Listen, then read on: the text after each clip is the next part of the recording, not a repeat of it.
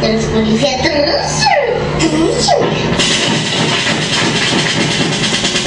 Llevan banderas blancas. Hay tanta gente que murió en las casas. Ellas también yo creo que murieron.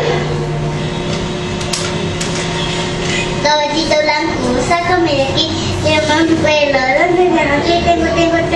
Tú no tienes nada, tengo 3 orejas, en una cabana, una me da leche, otra me la da nada.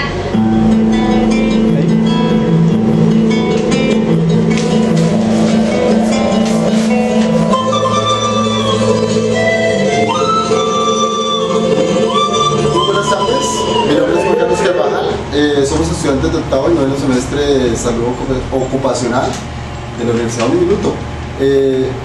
Estamos aquí haciendo dando estas imágenes de nuestra materia resolución y conflictos. Estamos con mi compañera Nubia Castañeda para realizar esta edición especial de la materia resolución y conflictos, y resulta importante hablar de lo que es el conflicto armado. Para esta edición tenemos una especial pequeño para hablarles un poco de la reseña histórica de lo que es el conflicto armado en Colombia. Tenemos también unas imágenes de edición para que ustedes a continuación disfruten viendo estas imágenes. Buenas tardes. Muy bueno.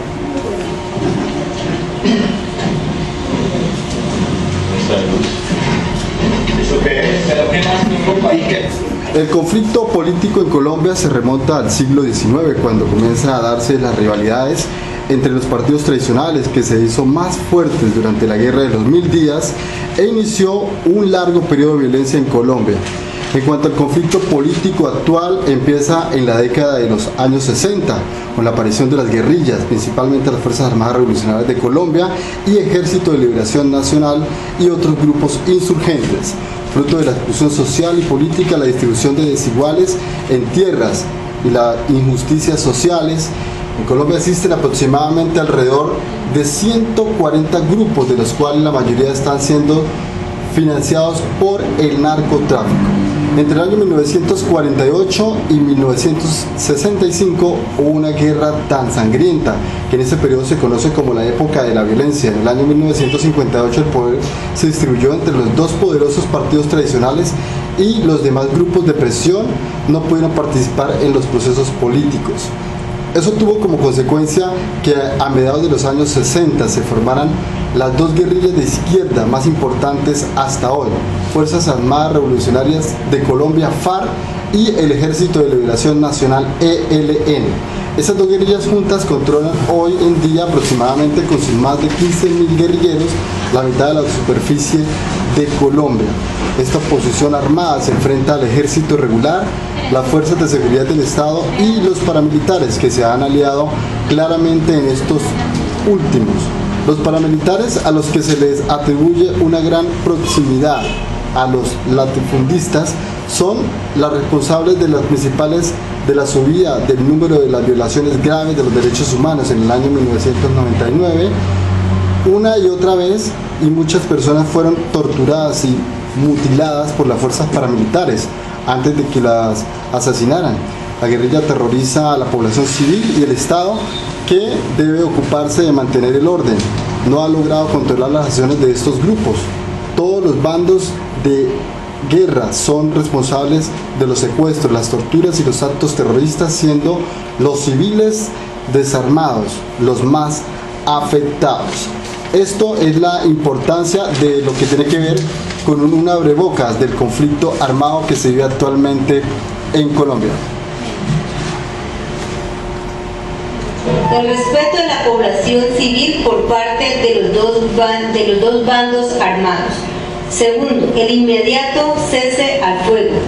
Tercero, la aplicación del derecho internacional humanitario, donde se tiene en cuenta que no es permitida la guerra con pipas de gas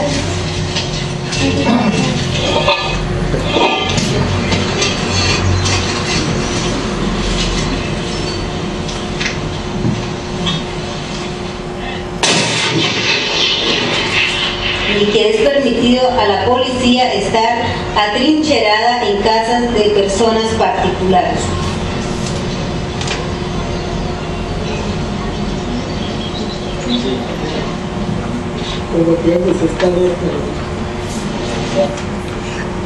Esta es una reseña histórica que tiene que ver con el proyecto de seguridad democrática, buscar la negociación con los grupos insurgentes desde la presión. Recordemos el expresidente Álvaro Uribe Vélez, quien inició su mandato con 3 metas claras y entrelazadas dentro de la campaña para las reformas políticas: combatir la corrupción y hacer más operativa la maquinaria institucional y administrativa. Este es uno de los conflictos armados que se vivió luego de las 14 tomas guerrilleras que vivieron los cabildos indígenas de Yambaló, Bichiquí y Toribío, más exactamente en el Cauca de esta hermosa Colombia. Ahí estamos viendo las imágenes de lo que es el recuento y la reseña histórica. Niños, pues hay una cantidad de niños porque de abajo del Palmar viene. Allá la gente caminando. Sí. Bien, esta es una de las imágenes que hemos editado.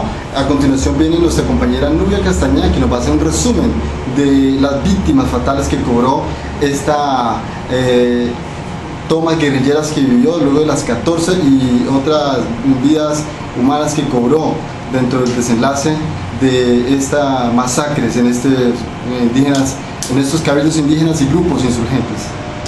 Adelante. Bueno, Juan Carlos, muchas gracias. En este momento estaremos apreciando las imágenes sobre el atroz matanza que lo hicieron los paramilitares en este proceso en el Cauca. En este momento hemos encontrado explosivos colocados en la carretera. Vamos a ver qué.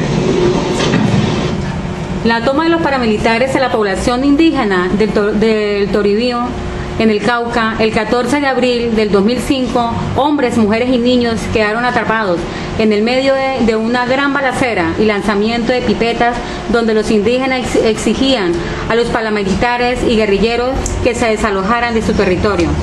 Y a la vez también tomamos como recuento que en el año de 2001, donde las autoridades indígenas declararon la resistencia a este proceso. También en el 2002, cuando un grupo de guerrilleros ataca nuevamente a las viviendas de esa población. En el 2005, cuando una lluvia de pipetas destruyó nuevamente la población, lanzando nuevamente pipetas. El mismo año, el 9 de julio, cuando la FARC hicieron una explosión de unas chivas cargadas de explosivos, también destruyendo el búnker de la policía de esta población, donde hubo muchos muertos, demasiados heridos y muchas viviendas destruidas. ¿Será que algún día en nuestro territorio colombiano cesará el fuego? ¿Habrá paz algún día en Colombia? Nos preguntamos día tras día en los procesos de tanta matanza en estas poblaciones.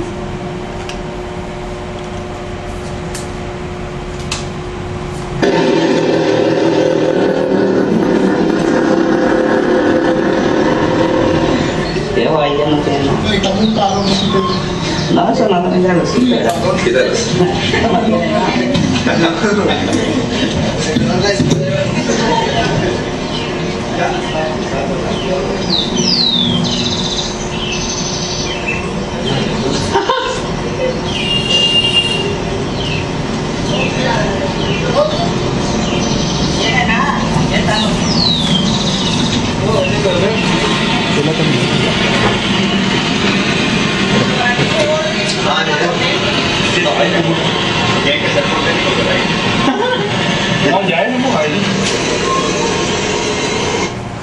Recordemos que para hablar de despliegue interno hay que tener en cuenta el conflicto colombiano en la agenda internacional. Este fue un trabajo presentado para la materia Resolución y Conflictos de la Universidad Corporación Universitaria Minuto de Dios. Quien les habló, Juan Carlos Carvajal, de 8º y 9º semestre, y la compañera Nubia Castañeda.